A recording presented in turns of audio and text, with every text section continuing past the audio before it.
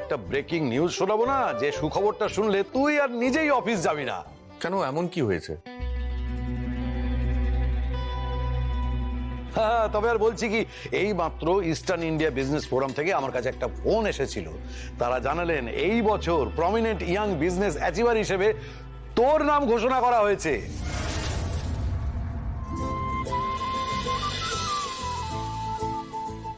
What?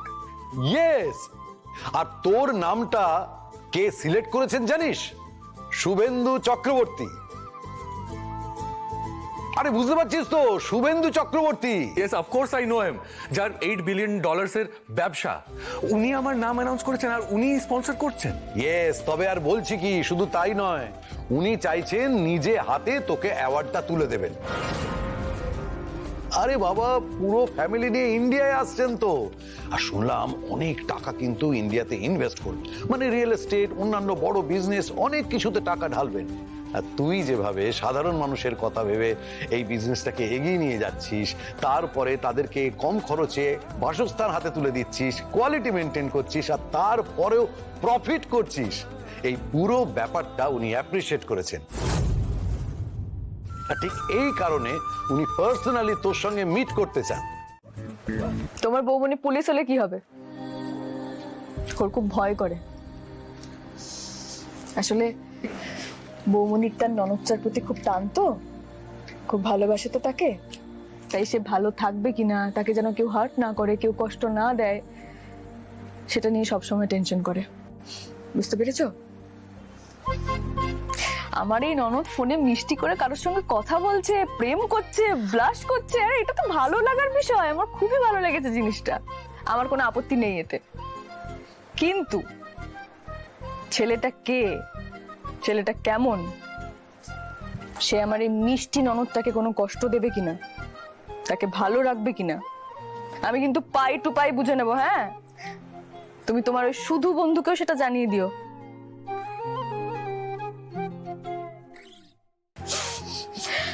শোনো, যেটা বলতে এখানে আসা, তোমার দাদা ভাই অ্যাওয়ার্ড পাচ্ছে ইস্টার্ন ইন্ডিয়া ফোরাম থেকে। ওয়াও, কোথায় সে? এখন তো অফিসে গেছে।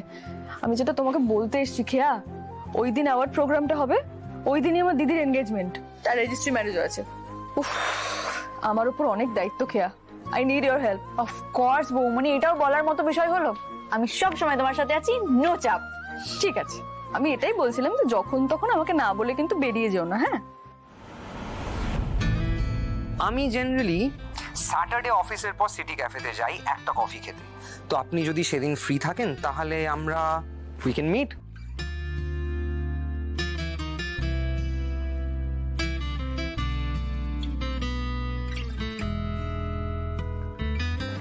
খেয়া, আরে তোমার হেল্প দরকার আমার। তুমি না থাকলে একা হাতে এত কাজ করতে পারি আমি?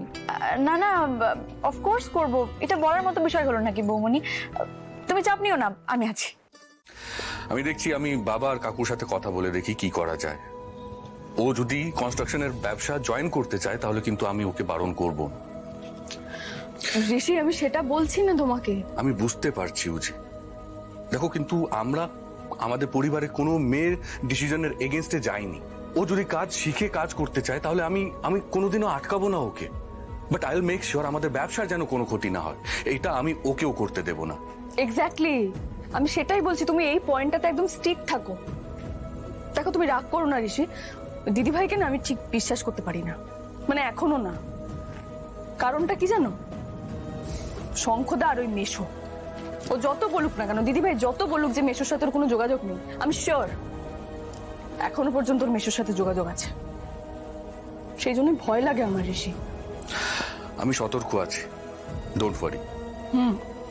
আমি বিজনেস সম্পর্কে সেরকম কিছুই জানি না, তাই আমি নাকও গলাবো না। তবে এটা ঠিক, যদি কখনো তোমার মনে হয় আমার হেল্প লাগবে তাহলে তুমি কিন্তু নিতে পারো, মানে আমাকে বলতে পারো।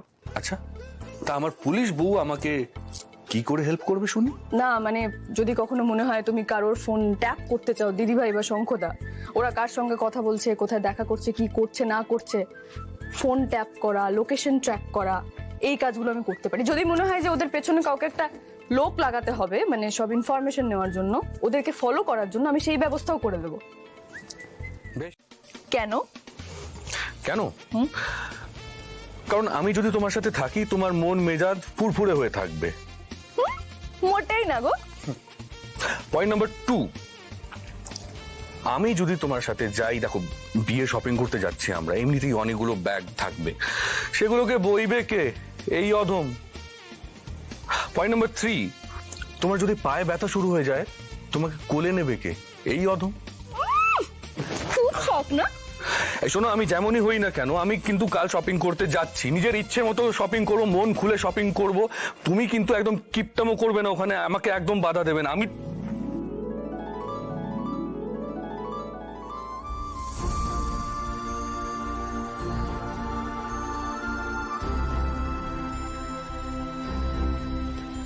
থ্যাংক ইউ সো মাচ ঋষি। কেন কোলে নেবো বল? সে আমি এনি টাইম নিতে পারি, এক্ষুনি দেখবে। চল বাবা, সারাক্ষণ বলতে দেবে আমাকে? এই যে তুমি আমার দিদির বিয়েটা এত সহজভাবে মেনে নিলে, এই যে বাড়ির সবাইকে তুমি কনভিন্স করালে, দিদির বিয়েতে যে সবাই ইনভলভ থাকবে, আমি খুব খুশি হয়েছি ঋষি, খুব খুশি। সত্যি তুমি সাপোর্ট করেছো বলে সবটা এত সহজভাবে এগোলো, নাহলে হতো না। Thank you so much.